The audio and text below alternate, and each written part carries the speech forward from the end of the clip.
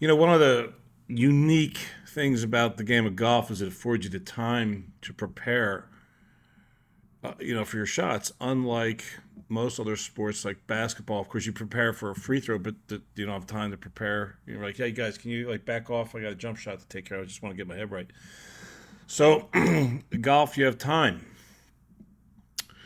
and you don't need a whole lot of time, but you're given time, right? And I'm not a big fan of slow play. I'm a fan of getting hyper focused fast. All right.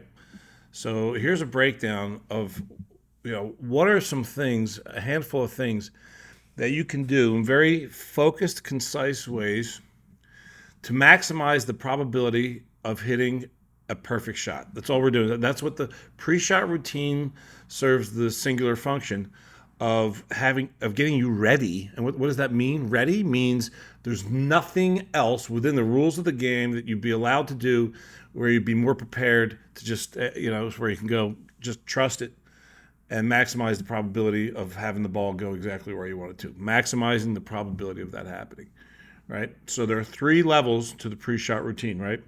So the first level is decision making. So there are two decisions that we're making when we're doing a pre-shot routine. Level one. The first is what's the shot we're going to play? And I like to use the phrase play the shot you know you got. One of the biggest mistakes that amateurs make is they try to play a shot that's not in their wheelhouse. They'll play like what would be the neatest or the coolest, most amazing shot, but like if you can't bet that like 8 out of 10 times you're going to be able to pull that off, then you're probably playing the wrong shot. Unless you're in a situation where you need to step on it, if you're at the end of a round and or you need to like win a hole or something. But most often it's not the case, right? And people are trying to play shots that are just not in their wheelhouse. They don't have the skill level for it. So humble down and play the shot you know you got. So make a decision. How am I going to play this based on all the variables, right? And there's a lot of variables, and you know them all. Wind and elevation and lie and what's up around the green and all. We're taking things out of play to ultimately decide where you do want the ball to go, and all that stuff. Level one, by the way, is the longest time wise, by far of each of the three levels of the pre-shot routine. So take your time and get committed, and then to the shot, and then to the club. Don't even pull the club out of the bag until you are committed to, you are absolutely committed to it.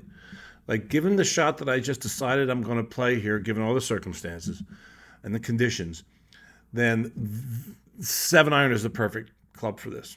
And then pull it. I mean, unless you're like, playing card path only and you got to then bring like 5 clubs, bring 5 possibilities, because you never want to be standing over a ball. And seriously, think about how many times do you do this? You're standing over the ball and you're standing over the ball, about to hit it, and you still are contemplating, is this the right? Maybe I should take some off because this might be too much club. That's not the point of the pre-shot routine is so that you're never doing that. Okay, you don't get over the ball until all the deets have been taken care of. Everything is clean and considered and decided upon. So commitment, one of the biggest mistakes that golfers make at all levels is proceeding prior to being infinitely committed, right, to the shot and the club. So that's level one. Now, once you got the shot and the club decided upon, now you're behind. Level two happens behind the ball. Okay, and this is where you're instructing your muscles. Okay, so the first thing to do is take a nice big old deep breath. You might do that multiple times throughout the routine. I'd certainly do it here. Oxygenate your blood, relax your muscles so that they're in listening mode. Okay, your muscles now they're in receptivity mode. Big old deep breath, and then pick super specific targets. Right, like even if you're putting, like if you're putting, look at a spot. If you're close enough to the hole, look at a spot in the back of the cup where you're going to see the ball is going to hit. But on bigger shots, don't pick a tree. Pick a leaf on a branch on a tree. If it's really far away, like a driver, just pick like a gap inside of a tree or just something really specific. And you might even pick a starting target and then an ending target. But just give your brain specific instructions. The more specificity, the better. Honest to God, it's the way the brain works.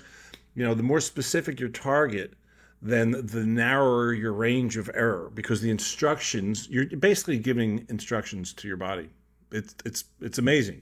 So pick specific targets, and Then imagery. So like Jack Nicklaus used to say, I always go to the movies. I always, before every shot, I would go to the movies, right? So it's like, and you see Jason Day do it. I'm sure jillions of players are doing it. I hope you do it. So see the shot in your mind's eye. Experience actually is a better word than just see it. Experience it in your mind's eye before you execute. So see perfection, whatever perfect is to you. It doesn't mean it's necessarily going in the hole, even if you're hitting it to the green. But maybe it is. It's your call, right? That's you get to decide, right? If it's a sucker pin, maybe you're not playing it all the way over to the hole. If like there's a water left and the pin's back left, you might be playing it to the, starting it at the right side of the green, have it land in the middle. If it releases a little bit left, yay. If it doesn't, then it's great. So you'll see a perfect shot. Imagine it.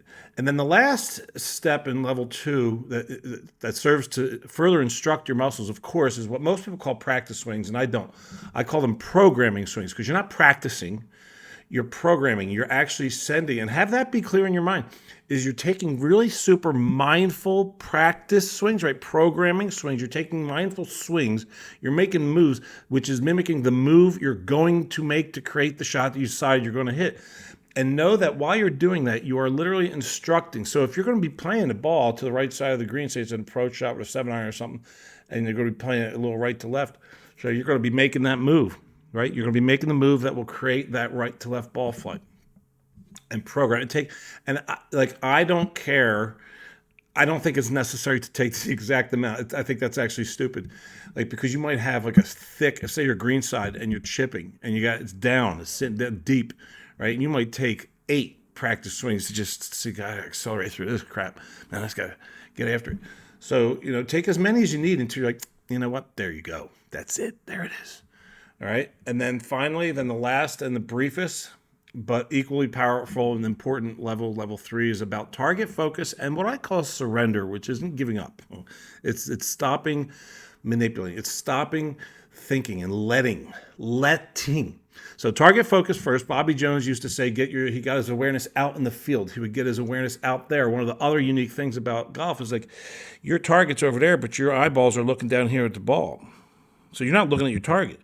Like in a free throw, right? You're looking at the back of the rim. You're looking right at you. Looking at the basketball. You're looking at the target. But in golf, you're looking at the ball, right? So having your awareness not here, not on the ball, not on you, out in the field. So you take a good look and just imagine like your mind's doing a screenshot. So you got that now in your head. And your awareness, your eyes come back here to the ball, but your awareness stays out there on the target. That's what target focus is. And then once you do that, the very last thing is shh. It's like stop. Trust. That's what I mean by surrender. Like stop trying to manipulate. Sure as hell, do not be saying things like, okay, don't scull this. Don't catch this fat. Don't push this right. Those are all the dumbest things you can do. If you're going to be saying anything to yourself, I recommend saying the 2 words, repeating yes, good, yes, good, yes, good. Because you've really powerful, strong associations, positive associations with those words, yes and good. So if you're going to be filling your mind with stuff, more than you already did, then you may as well just have it be yes, good, yes, good, yes, good, and pull the trigger. Now, ask yourself, it's a good habit to get into for the sake of thoroughness after each shot. Like we're using hindsight 2020 here, or 2020 hindsight, which is, was I really ready?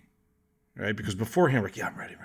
And then afterwards is when you get more clean with yourself. You're like, no, I wasn't. You know what? I'll tell you why I was not ready.